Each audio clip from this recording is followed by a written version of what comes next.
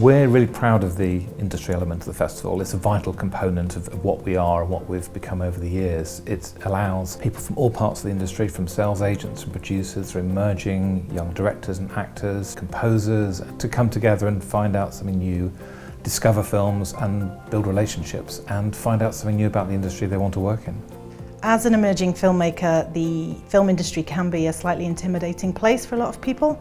And what we endeavour to do here at EIFF is to provide a very welcoming, relaxed, informal environment where not only can you be inspired by watching films or hearing talks, but you can also be informed by going to panels or masterclasses, and also you can meet the people that are giving those talks. We provide opportunities for access to those people that can maybe help you or give you some advice to help you move forward. There are people here and you can have conversations and genuinely meet people who you can do business with.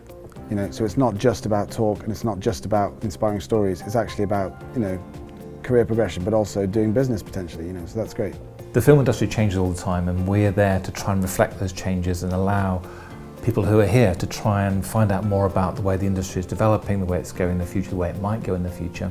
We're very conscious to reflect current and relevant trends, and so what we did this year is we ran a pilot project called Distribution Rewired, which focused on alternative models of distribution and also included a marketplace where we were able to invite selected projects to come along and find out about the distribution models that were available to them.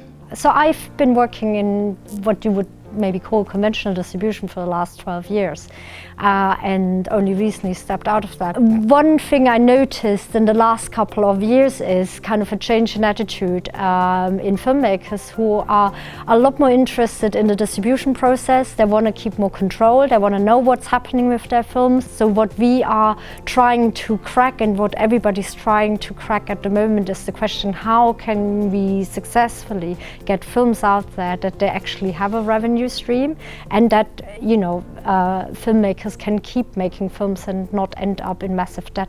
I mean, I've spoken to so many young filmmakers who will often say, oh, I want to make this film and the budget is £1 million. And I say, okay, so how much are you going to make from this film? And they say, oh, we don't know. I guess that's the purpose of why we're here, is so that we can say, look, if you come to us with a project, we can give you an idea of what you'll make from a theatrical release.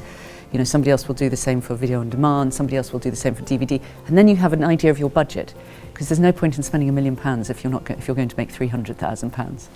It's trying to figure out, we've got some great content, we've got some amazing films out there, how do we connect them with audiences, and ultimately how do we monetize them? So I've had various different conversations, but all sort of fairly centred around that topic. It's good just to sort of compare and contrast stories and thoughts with other people in the industry with their own different perspectives.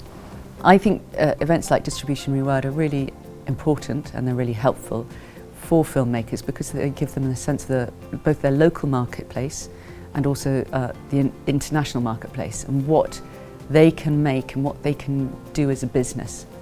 Because it is a business and we need to make it a business and not a cottage industry.